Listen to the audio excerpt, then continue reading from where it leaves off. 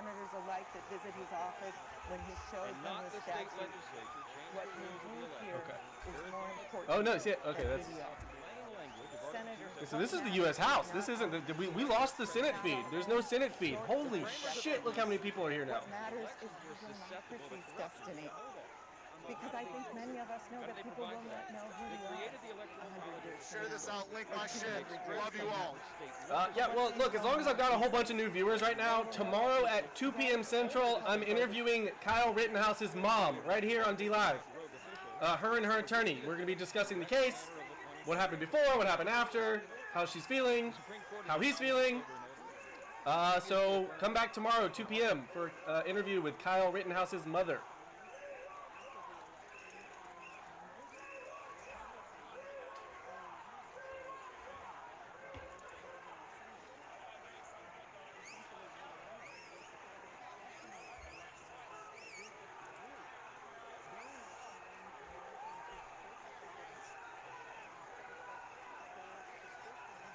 All right, so we have video in the Senate, but no sound, it looks like. They were changed by judges. I guess these idiots just aren't talking into the microphones. They were substantive, wholesale changes to those statutes. By rejecting electoral college votes from states whose processes they say they disapprove of. It's the primary reason. It's one of the reasons why the election of 2020 became riddled with an unprecedented number The answer, of Mr. serious President, is no. fraud and irregularities all over the country. National polls, has been said, indicate that a huge percentage of Americans now have serious doubts about not just the outcome of this presidential contest, but also the future reliability of our election system itself. Since we are convinced that the election laws in Arizona and some other key states were changed in this unconstitutional manner, we have a responsibility today. The slates of electors produced under those modified laws are thus unconstitutional. They are, quote, not regularly given or lawfully certified as required by the federal, the Electoral Count Act, and they're invalid on their face. That's just the conclusion that you have to reach. Given these inescapable facts, we believe we have no choice today but to vote to sustain objections to those slates of electors. Mr. Raskin and others today have cited the 12th Amendment. And they cite Article 2, Section 1, Clause 3. Remember that, Clause 3. Check this out. out. Asserted that Congress has only one narrow role today. We're just supposed to count the electoral votes that have been submitted. But those advocates have overlooked a critical first principle. Their assertion is only true so long as Congress first. Baboon Shooter, yes, 2 p.m. Mandated inauguration? But look at it this way. If the objectors are right, and it really is Congress's job to sit in judgment on this, then we're federalizing the election law. We would necessarily have to establish the permissible criteria and rules for the state's elections. The ballot harvesting example. It's illegal in states. It's encouraged in others. Does it become mandatory or forbidden depending on who's opening the beer. Congress? Opening beer number 1. As the leader pointed out, Everybody remembers from 2000. In a per curiam opinion, Cheers, everybody. It was unanimous. They noted strict adherence to the provisions of the Electoral Count may, quote, create a safe harbor for a state insofar as congressional consideration of its electoral votes is concerned.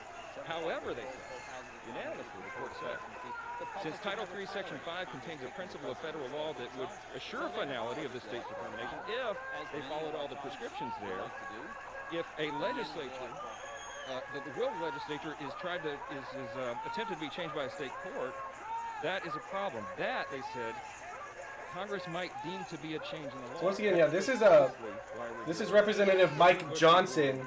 You'll see this. Chief Justice. The votes, they listed conspiracy theories, they listed YouTube channels, they listed a lot of far-right extremist networks. And right now what you're seeing is the result of all of that.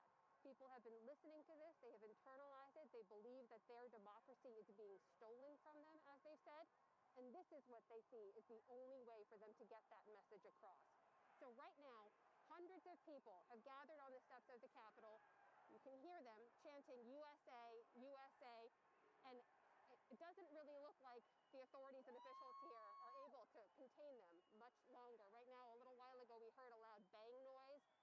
If you hear that again, so I believe the authorities have been deploying flashbangs to try to move some of the crowd. But right now, the crowd is positioned there. Several more people are still standing back here in line. As I look around, you still see from all sides of the Capitol building right people from other parts of the city and other routes. The presidential election and grant Donald Trump 4 more years is the motivation behind it. And to continue a baseless, conspiracy-fueled threat to our democracy makes no sense, because there is no viable constitutional or legal path to overturn the election that will make Vice President Biden and Senator Harris President and Vice President of the United States after January 20th. One certain outcome of this whole process is the weakening of our democracy and the threatening of our democracy.